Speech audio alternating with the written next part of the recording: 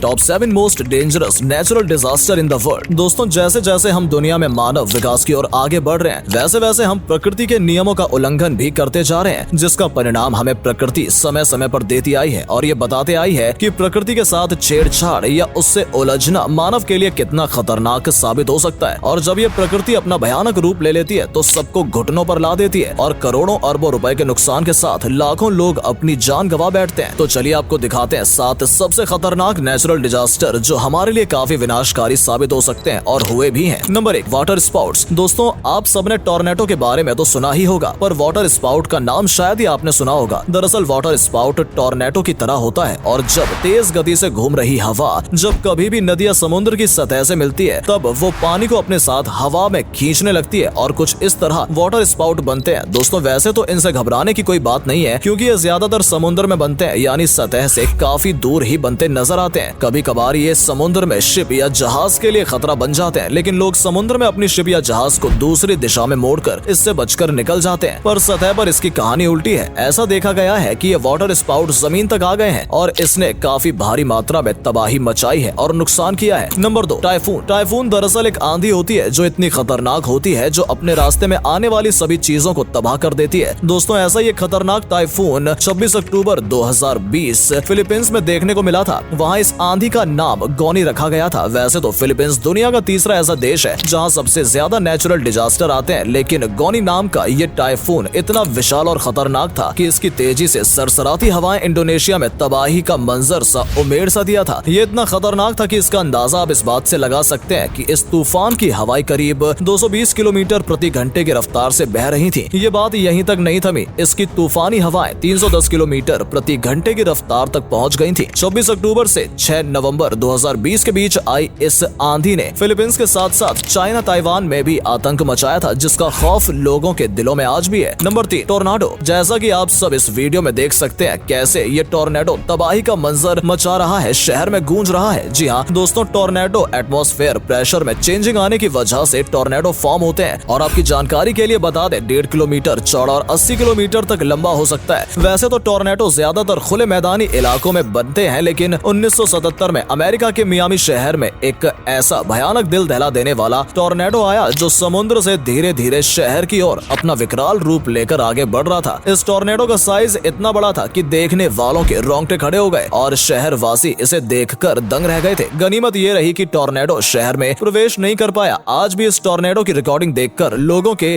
कभी छूट जाती है, जिससे आप समझ सकते हैं कि ये कितनी तबाही मचा सकते हैं। Number 4, landslides. अक्सर देखा जाए तो जरूरत से ज्यादा बारिश होने के कारण पानी जमीन की सतह पर जमना शुरू हो जाता है और वहाँ की मिट्टी को कमजोर कर देता है, जिसके कारण जमीन के नीचे कीचड़ बन जाता है और जमीन का ऊपरी हिस्सा ठोस होने के कारण और हैवी होने के कारण जमीन नीचे की जमीन खिसकने लगती है और भयंकर तबाही का कारण बन जाती है। और इस मडली स्लाइड को मड स्लाइड्स भी कहा जाता है। ज्यादातर ये पहाड़ी इलाकों में होता है, लेकिन दोस्तों हम आपको बता दें, ऐसा ये खतरनाक लैंडस्लाइड 30 दिसंबर 2020 को नॉर्वे में देखने को मिला था, जहां नदी के किनारे से एक बहुत ही बड़ा 24 एकड़ का जमीन का टुकड़ा धीरे धीरे खिसककर पानी में समा गया। मानो जैसे कोई नदी में तैरती हुई नाव धीरे धीरे नदी में आगे बढ़ रही है, उसी तरह ये भी एरिया एक नाव के माफिक नदी में समा गया। इस पर बसे 10 परिवारों के घर जो कि एक झटके में खत्म हो गए। वैसे तो इस लैंडस्लाइड के पीछे का कारण तो नहीं पता चला, पर वहाँ पर रहने वालों का कहना था कि उन्होंने आज तक इतना भयानक लैंडस्लाइड 60 सालों में नहीं देखा था। और आपको बता दें, लैंडस्लाइड के कारण यूएसए में हर साल करीब 20 से 30 लोग अपनी जान गंवा बैठते हैं। Number 5, volcano. वोल्केनोस का नाम सुनते ही आप लोगों के मन में बहता हुआ लावा, धधकता हुआ आग, राख के काले धधकते हुए काले बादल मन में आते होंगे। पर साइंटिफिक रूप से देखा जाए तो अर्थ के क्रस्ट में जब टॉनिक प्लेट्स मूव होती हैं, तब अंदर दबा हुआ लावा प्रेशर के कारण सुरंगों से निकलने लगता है और इसी धमाके को हम वोल्केनिक इरप्शन का नाम देते हैं। दोस्तों, 10 अप्रैल सन 1815 में तेम्बूरा में आए इस वोल्केनो इरप्शन को लोग अपने जहन से निकाल नहीं पाए, क्योंकि ये अब तक का सबसे खतरनाक भयभीत कर देने वाला वोल्केनिक इरप्शन रहा है। इसकी भयानकता का अंदाजा आप इस बात से लगा सकते हैं कि इस बार कहना में करीब 50 क्यूबिक किलोमीटर का लावा निकला था। ये इतना ज्यादा था कि घटना स्थल से करीब 6 किलोमीटर तक लावा का चादर सा बिछ गया था, जिसके कारण आज भी ये घटना लोगों के जहन से नहीं निकल पाई है। Number 6, tsunami. समुद्र की लहरें लोगों को देखने में जितनी लुभावनी लगती हैं, उतना ही इसका एक उफान रूप सुनामी के नाम से भी जाना जाता है। जी हाँ दोस्तों, अपनी खतरनाक पानी की लहरों से लोगों के दिलों को थरथरा देने वाली सुनामी नेचुरल डिजास्टर की अगर बात हो रही है तो सन